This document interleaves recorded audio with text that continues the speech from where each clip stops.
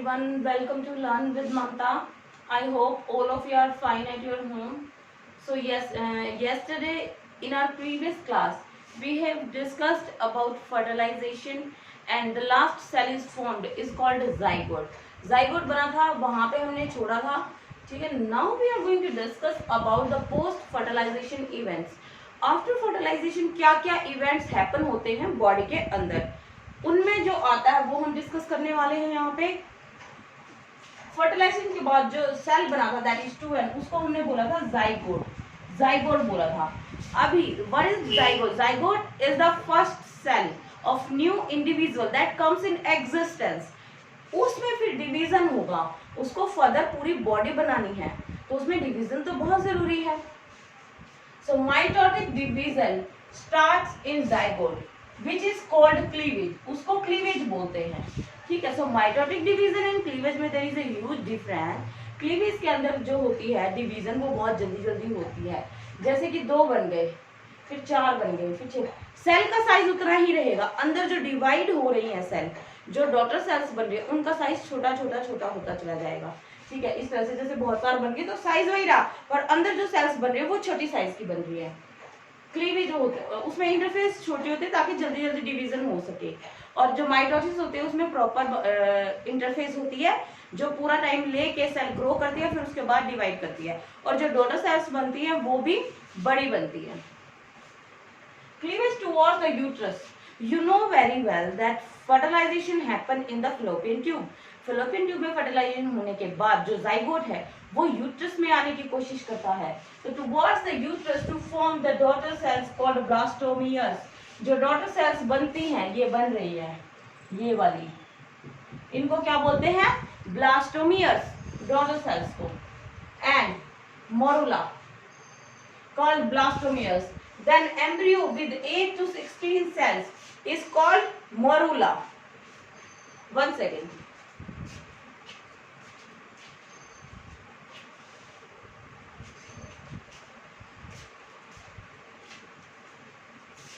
Morula किसको बोलते हैं? ब्लास्टोमियर. विद 8 to 16 ब्लास्टोमियर जब उसमें आ जाती हैं तो उसको मोरूला बोलते हैं. The morula transform into blastocyst, it moves further into the uterus. जैसे जैसे वो यूट्रस में मूव होगा, जो मोरूला है वो ब्लास्टोसिस्ट में तब्दील हो जाएगा. ब्लास्टोसिस्ट को हम ब्लास्टूला भी बोलते हैं, जो बहुत सारी सेल से मिलके बना होता है. यहाँ देखते हैं ब्लास्टोसिस्ट और blastula. The outer layer of cells of morula now absorb nutrition from the uterine wall called trophoblast. जो आउटर लेयर है बेटा उसको ट्रोफोब्लास्ट बोलेंगे, जो न्यूट्रिशन प्रोवाइड कराएगी. जो ये कैविटी प्रेजेंट है इसको ब्लास्टोसील बोलेंगे. And this is blastula and this is embryonic knob. कुछ सेल्स इकट्ठी हो जाती हैं नोब के रूप में, जिसको फिर क्या बोलते हैं? Knob, embryonic knob. The trophoblast does not take part in the formation of embryo. Embryo की फॉर्मेशन में ये पार्टिसिपेट नहीं करती. It remain external and give rise to the extra embryonic membrane. वो कौन कौन सी होती है बेटा? कोरियन एंड एम्ब्रियोन. कोरियन एंड एम्नियन, ये दोनों मेम्ब्रेन क्या होते हैं? इनको एक्स्ट्रा एम्ब्रियोनिक मेम्ब्रेन बोलते हैं.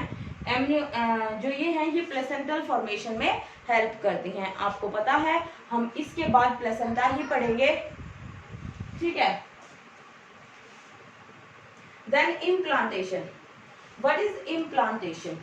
Attachment of embryo into the endometrium wall of the uterus is called implantation. एक बार यूट्रस में आने के बाद जो एंडोमेट्रियम वॉल होती है उसके अंदर जो ब्लास्टोसिस्ट है और जो ब्लास्टूला है वो अटैच हो जाता है और डेवलपिंग एम्ब्रियो उसको यूट्राइन वॉल में जाता है. It takes 7 days. 7 days लगते हैं इसमें. ठीक है. Then pregnancy and embryonic development. After that, the woman is called pregnant and the gestation period starts. After implantation, some finger-like projections appear on the trophoblast.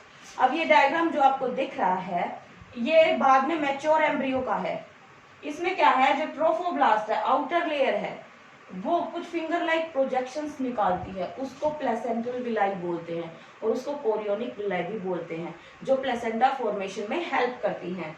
इसको umbilical cord बोलते हैं।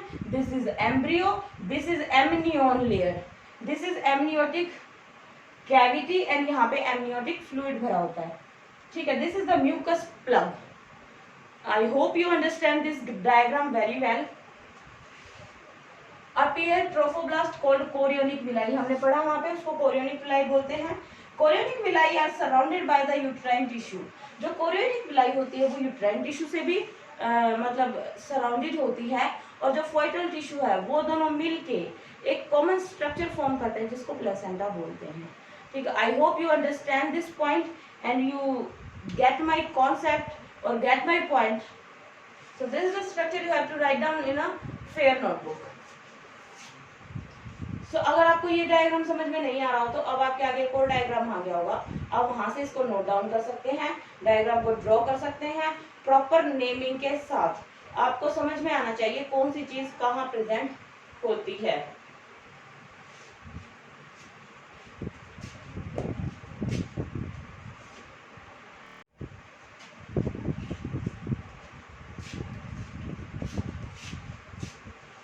Then comes placenta. Placenta में क्या होता है? It is the supply of oxygen and nutrients. Oxygen और nutrients की supply करता है to the embryo, to the embryo, ठीक है। ऑक्सीजन एंड न्यूट्रिएंट्स की सप्लाई करता है एम्ब्रियो तक, and removal of carbon dioxide and the excretory material. Yes, of course the developing fetus will also produce some excretory material also that has to be removed out of the body, so that is helped with the placenta। ये सारी चीजें placenta perform करता है। and also removal of carbon dioxide and excretory product produced by the embryo, placenta will do that। placenta is connected to the fetus or the embryo through umbilical cord। umbilical cord के through वहां पे attach होता है। placenta also act as a endocrine tissue। endocrine tissue की तरह भी act करता है। कैसे एक्ट करता है? it produce various hormones which helps in sustaining pregnancy। produce hormone like human chorionic gonadotrophin HCG। HCG hormone secrete करता है। Human placental lactogen HPL, human placental lactogen. Then estrogen, progesterone. in later stage of pregnancy it also release some hormone like relaxin। relaxin भी secrete करता है। sorry, it's not secreted by the placenta, relaxin is secreted by the ovary। relaxin hormone जो later stage pregnancy के निकलता है, it is produced by the ovary। in addition, इन सब के साथ ही कुछ हार्मोन ऐसे हैं जो क्या करते हैं, बहुत ड्रामेटिक वे में इंक्रीज हो जाते हैं during pregnancy, like estrogen, progestogen, cortisol, placentin, thyroxine increase, बहुत ज्यादा अमाउंट में इंक्रीज हो जाता है। क्यों बेटा? The embryo is developing, metabolic rate is very high, बहुत सारी मेटाबॉलिक एक्टिविटी एक साथ हो रही है, तो बहुत सारे हार्मोन, बहुत सारी एनर्जी, बहुत कुछ चाहिए होता है बॉडी को। तो इसीलिए फेटल ग्रोथ के लिए जो जरूरी है हार्मोन का इंक्रीज होना और मेंटेनेंस ऑफ प्रेगनेंसी। कई बार क्या होता है, there is some problem in pregnancy, these hormone doesn't increase as much as we want during the pregnancy, so externally we have to introduce hormones through injections or through tablets, we have to take orally or through injections to maintain the balance of those hormones। one more thing, that HCG hormone, this is human chorionic gonadotrophin। ये hormone क्या करता है बेटा, ये जो endometrium है ना उसकी लाइनिंग को बरकरार रखने में काम आता है। वो कैसे आता है? कॉर्पस लुटियम को डिजनरेट नहीं होने देता। कॉर्पस लुटियम क्या सिक्रीट करता है? प्रोगेस्टेरोन। प्रोगेस्टेरोन क्या करता है फिर? एंडोमेट्रियम की लाइनिंग को वहीं पे रखता है, क्योंकि वहां पे एम्ब्रियोनिक डेवलपमेंट हो रहा है और मेनेस्ट्रेशन रुक जाता है। हार्मोनल इस तरह से होता है, और हॉर्मोन्स तो आपको याद करने पड़ेंगे बेटा। Then comes gestation. What is gestation? Gestation in human pregnancy lasts for 9 months. Phase from implantation to childbirth is called gestation. Gestation period क्या होता है? The phase between implantation of the embryo into the uterine wall to the birth of the baby is called gestation period. After implantation, the inner cell mass of the embryo differentiate into, हमने वो पढ़ा था, एक जगह पे embryonal knob के रूप में एक मास सेल्स का इकट्ठा हो जाता है, एम्ब्रियोनिक सेल्स का। वो आगे जाके 2 लेयर में डिवाइड हो जाती है, आउटर और इनर। जो आउटर लेयर है उसको एक्टोडर्म बोलेंगे, और जो इनर लेयर है उसको एंडोडर्म बोलेंगे। और जो मीजोडर्म है, कुछ टाइम के बाद उसके बीच, उनके दोनों के बीच में एक लेयर प्रेजेंट आ जाती है, उसको बोलते हैं फिर मीजोडर्म। एक्टोडर्म और एंडोडर्म के बीच में जो लेयर होती है उसको बोलते हैं मीजोडर्म, अपीयर बिटवीन 2 लेयर। ठीक है बेटे, जो ये एक्टोडर्म, एंडोडर्म, मीजोडर्म है, इनका फेट डिसाइड किया जाता है। पता है, एक्टोडर्म ये ऑर्गन बनाएगी, एंडोडर्म ये वाले ऑर्गन बनाएगी, और मीजोडर्म ये वाले ऑर्गन बनाएगी। इस तरह से इनका डिवीजन ऑफ लेबर होता है। These 3 layers give rise to the all tissue organs in adults. सारे टिश्यू और ऑर्गन यही लेयर्स बनाती हैं। इनर सेल मोल, इनर सेल जो मास होता है, जो मैंने बताया, उसमें कुछ सेल्स और भी प्रेजेंट होते हैं, जिनको हम बोलते हैं बेटा stem cell. These are stem cell. कुछ सेल और प्रेजेंट होते हैं जिसको स्टेम सेल बोलते हैं। उनमें पोटेंसी होती है, उनके अंदर कैपेबिलिटी होती है कि वो हर टाइप की चीज में कन्वर्ट हो सकती है। Give rise to all tissue and organ, वो सेल्स ऐसी होती है वो हर ऑर्गन को जन्म दे सकती है और हर टिश्यू को जन्म दे सकती है। ठीक है, अब क्या क्या चेंजेस होते हैं? The embryo heart is formed after 1 month. After 1 month, embryo heart is formed. One more thing, जो ह्यूमन प्रेगनेंसी है, it happens in trimesters. जो फर्स्ट 3 month है उनको फर्स्ट ट्राइमेस्टर बोलेंगे, जो सेकंड 3 month है उनको सेकंड ट्राइमेस्टर बोलेंगे, और जो लास्ट के 3 month है, 7th, 8th और 9th month, उनको थर्ड ट्राइमेस्टर बोलेंगे। तो ट्राइमेस्टर सिस्टम होता है, 3-3 के जोड़े में महीने होते हैं। ठीक है, embryo heart is formed in the first month of the pregnancy. Heartbeat can be heard. Heartbeat can be heard with the help of that instrument called stethoscope.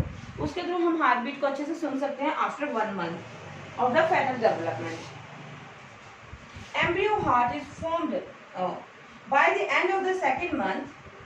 The fetus develop limbs and digits. Second month के end तक limbs और digits बनना start हो जाते हैं. By the end of the first trimester, this is trimester, यानी कि third month के लास्ट में, first trimester, first month, second month and third month, most of the organ and organ system are formed. Most of the organ and organ system are formed. सब कुछ बन जाता है maximum by the end of the second trimester, यानी कि second trimester के and तक, fourth, fifth और सिक्स्थ मंथ, सेकंड ट्राइमेस्टर, उसके एंड तक क्या बनता है?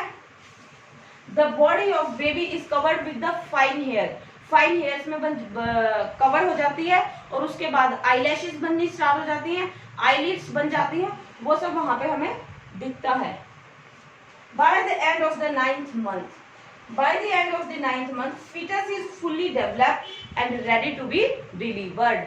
By the end of the 9th month, fetus is fully developed. ठीक है बेटा, अब आपके आगे डायग्राम आ गया होगा fully developed fetus का inside the uterus. It is fully developed. You can see hands, legs, everything is external genitalia. Everything is fully developed. We can see that, and it is ready for the delivery.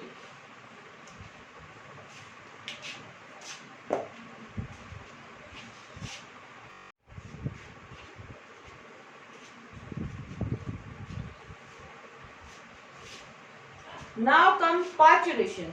What is parturition? Parturition is the process of the delivery of the fetus. Is called parturition. इसको child birth भी बोला जाता है। ठीक है, induced by the neuroendocrine mechanism.